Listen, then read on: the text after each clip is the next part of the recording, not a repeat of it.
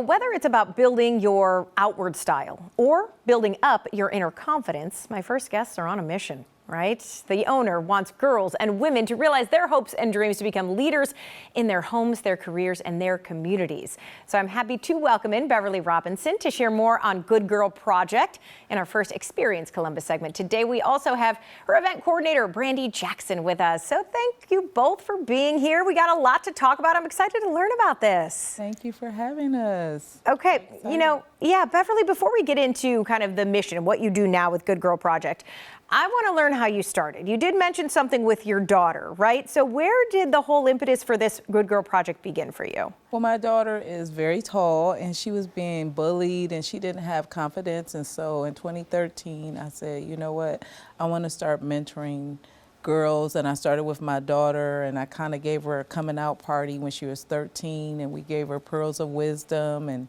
kind of encouraged her. And so then it just, now I'm here. Now you're here. It blossomed. Yeah. So talk about the interactions that you have, especially with young women. I think that can be in such a vulnerable time. You're mentioning 13. I mean, that is the age where awkward is the name of the game, right? Yeah. So what were your interactions like?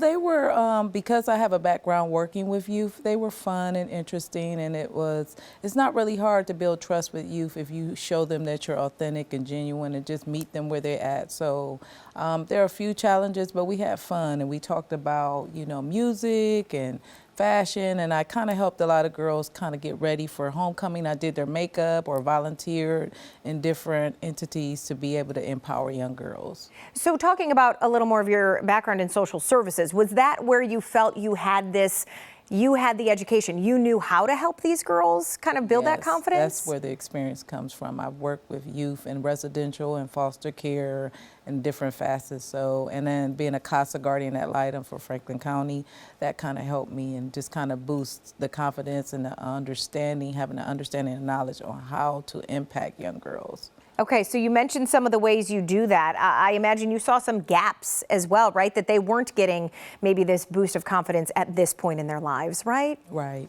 Yeah, and so you work to fill it in a number of ways. What are some of the kind of ways that you do work with girls? Well, I mentor and I coach, but I do a lot of beauty and fashion. So I use fashion and use those kind of empowerment to kind of bring and build a relationship and fill those gaps because, girls are always feeling like they're not enough, they're not beautiful enough. So I use beauty and fashion and I intertwine it and we talk about just unmasking the trauma and dealing with those things that may have caused them to lose their confidence in some type of way. Yeah. So that's how we kind of do it.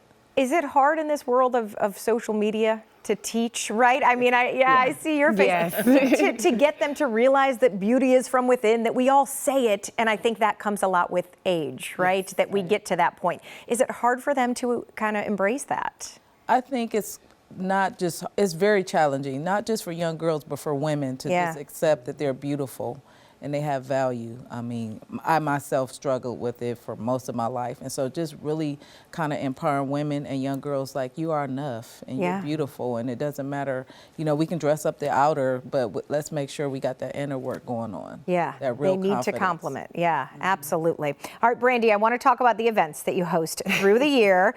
You support specific nonprofit groups through this, right? Through the sales of these events. Yes. Yeah, tell me about that and who you support. So I actually support anything that Beverly does. I have met her a few years and years ago on a fashion show. We've worked together with Fashion Week Columbus. And so just honoring the ladies that Beverly chooses that have gone through trafficking, sexual trafficking, I'm just here to support her, what she does. Yeah. What she does. That's awesome. And so you help them obviously celebrate. You also help them celebrate their successes. Brandy, there's a Good Girls Gala even as well. There is. I'm very excited. It is coming up March 2024, and we are going to host that at the St. Charles Preparatory School. I'm sure everyone in Columbus is familiar. In this gala, we've got some really good things in store. Yeah, tell us about that. Maybe some of the women being honored, or how is it going to work? So the women, we actually have to vote vote. So we had the community vote on these 8 extraordinary women. Have we announced yet, or we have not? Okay, I was gonna say I didn't want to give that away. That's why I was checking with her. No, So not we yet. will soon announce these 8 extraordinary women that were voted on by, again, the local community. We have Missy B, who is going to be our MC for the evening, and Beverly actually has a special surprise in store for everyone. So we are very excited. Okay, so TBA, we're not going to give it away here. Beverly, then let people know how they can learn more about what you do, how they can support all that you do. Well, you can go to our website, which is www.goodgirlproject.org. Okay, so there you go. I want to thank you both so much for what you're doing and for being here to share it. Thank you so much. Thank you.